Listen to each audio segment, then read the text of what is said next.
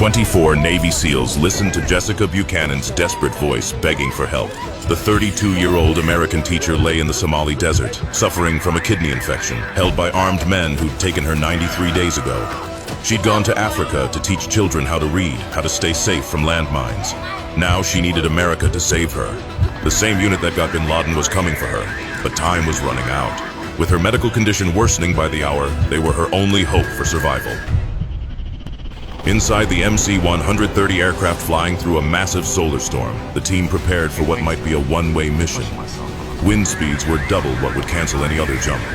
Their communications were already failing, but they were going anyway.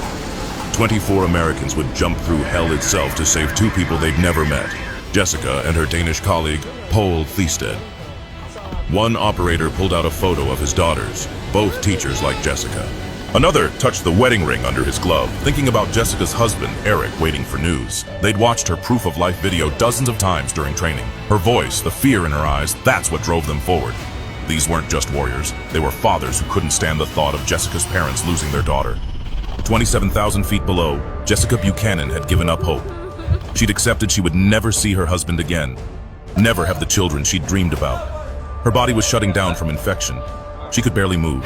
She didn't know that at this very moment, American warriors were standing at the aircraft door, seconds from jumping into the darkness. The green light came on. The first SEAL jumped into the storm, then another and another. 24 men falling through chaos at 120 miles per hour. Then everything went wrong. The storm wasn't just interfering with equipment, it was pushing them miles off course. They were falling blind through an electric hurricane, and somewhere below, nearly a dozen pirates with automatic weapons were about to get the fight of their lives. The wind grabbed the SEALs like an invisible giant. They were spinning through pitch-black sky. This wasn't jumping. This was barely controlled falling. The solar storm made their equipment go haywire.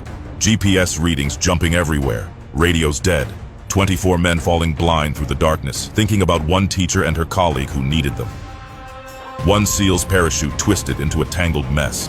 He had seconds to react. With incredible calm, he cut it away and pulled his reserve. It opened with barely 500 feet to spare. Any lower and he wouldn't have made it. Another operator got blown so far off course he couldn't see anyone. But these men had trained for everything to go wrong. They prepared for the worst. Because when American lives hang in the balance, you don't get to quit because it's hard. The team leader hit the ground hard. The impact knocked the wind out of him. His parachute dragged him across rocks and thorns. But all he could think about was Jessica and Paul. That teacher who'd given up everything to help African children was counting on them, even if she didn't know it. He cut